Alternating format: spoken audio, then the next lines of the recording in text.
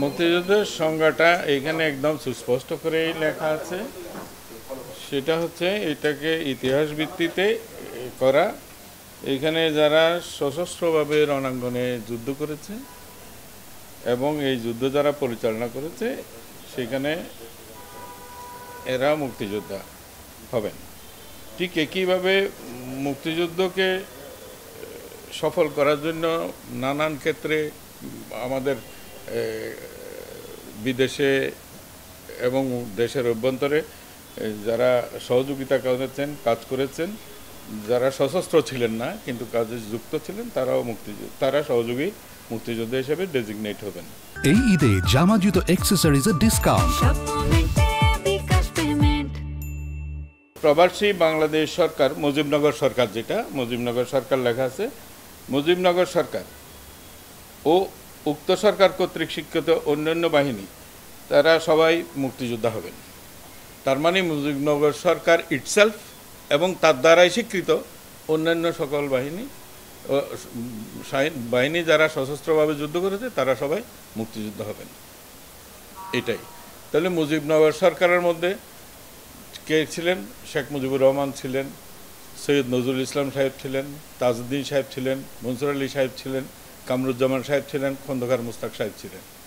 এরা সবাই মুক্তিযোদ্ধা। এই সরকারটা পরিচালনা করেছে। এই সরকারের লেজিটিমেসির বাইরে কাউকে স্বীকৃতি দেওয়া হয় নাই। এই সরকারটাই তখন ছিল বাংলাদেশের স্বীকৃত সরকার, যেটা প্রবাসী সরকার, কারণ রণাঙ্গনটা ওনারা পরিচালনা করেছেন। তাইলে তো একই কথা আপনি সেক্টর কমান্ডারদের ব্যাপারেও বলতে পারেন। তারা কি যুদ্ধ করে নাই? যুদ্ধ ডিজাইন করেছে, যুদ্ধে কারা যাবে না যাবে সেটা পরিচালনা করেছে। ঠিক একই রকমের মুজিবনগর সরকার তো পুরো যুদ্ধটা পরিচালনা করেছে। মুক্তিযোদ্ধাদের জন্য রেশন কোথার থেকে আসবে, অস্ত্র কোথার থেকে আসবে, কি এগুলি সব এই সরকার করছে না। তো ফলে এইটা তো ঐতিহাসিক সত্য যে এই সরকার পুরো যুদ্ধটা পরিচালনা করেছে।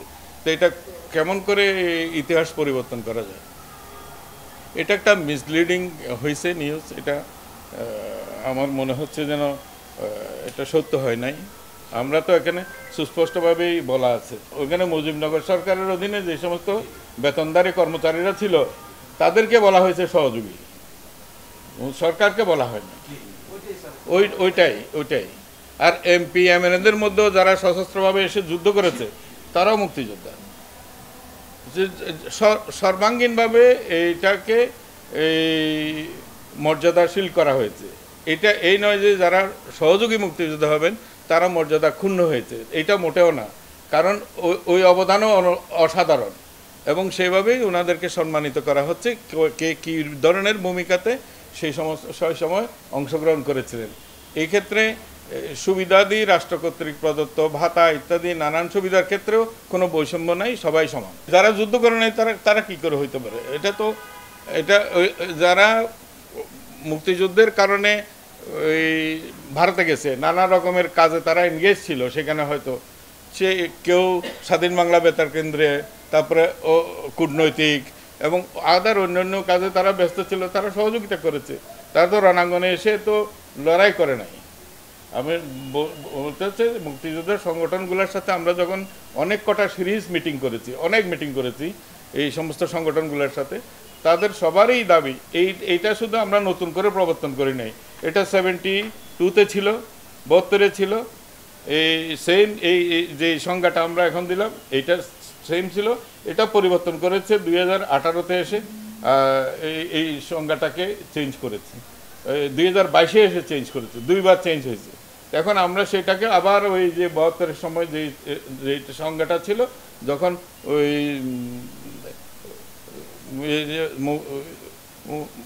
মুক্তিযোদ্ধাদের জন্য ট্রাস্ট গঠন করা হয়, কল্যাণ ট্রাস্ট, তখন এই সংজ্ঞাটা ওই মুক্তিযোদ্ধাদের দেওয়া হয়েছিল। সেই সংজ্ঞায় আবার এটা মূলত ফেরত যাওয়া, মানে ইতিহাসকে ইতিহাসের জায়গায় রাখা। এখন একটা লোক আমি দাবি করছি আমি মুক্তিযোদ্ধা, উনি দাবি করছেন উনি মুক্তিযোদ্ধা, কিন্তু শাশ্বতভাবে বাংলাদেশের সমস্ত মানুষ জানে যে মুক্তিযুদ্ধ কারা করেছে, এটা সুস্পষ্ট।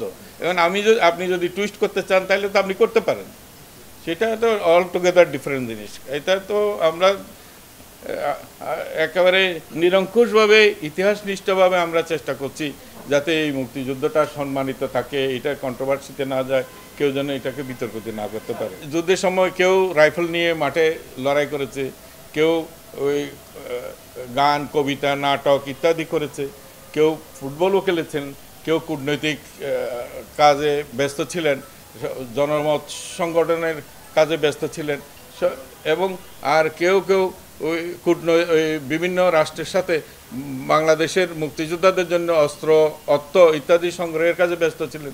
তারা সবাই সহযোগিতা, তখন সবাইকে মুক্তিযোদ্ধা করে দেওয়া হয়েছে। আই ডোন্ট নো, এটা তারা করেছিল, তখনকার সরকার করেছিল, আমি তো ঠিক জানি না যে করেছিল। আমরা যখন মুক্তিযোদ্ধাদের যাচাই ইত্যাদির যখন প্রশ্ন আসলো, তখন মুক্তিযোদ্ধারা বললো এরা তো মুক্তিযোদ্ধা না। একটা ডিফারেন্স অফ ওপিনিয়ন পাওয়া গেল, এবং প্রায় সব সংগঠনেই বলল যে মুক্তিযোদ্ধার সংজ্ঞা আগে যেটা ছিল সেটাই সঠিক ছিল। এই অধ্যাদেশটা হয়ে যাওয়ার পরে মুক্তিযোদ্ধাদের সংসদটাও পুনর্গঠন হচ্ছে, তখন আমরা যাচাই বাছাইতে যখন যাব তখন একটা ইন্ডেমনিটি সরকারের দেওয়ার ইচ্ছা আছে। যারা অমুক্তিযোদ্ধা হয়েও যারা মুক্তিযোদ্ধা তালিকাভুক্ত হয়েছেন তারা যেন চলে যান। ইতিমধ্যেই অনেক কোনো পরিসংখ্যানগত বিষয় না নিয়েও নানা রকমের সংবাদ ছাপাচ্ছে, এতজন মুক্তিযোদ্ধা বুয়া আছে, এটা আছে সেটা আছে, সেরকম আমরা বলতে চাই না। আমরা একেবারে নিয়মনিষ্ঠ আইনবিধিভাবে যাচাই বাছাই করেই আমরা বলবো, এবং সেইভাবে আমরা কার্যপদ্ধতিগুলো নিরূপণ করছি।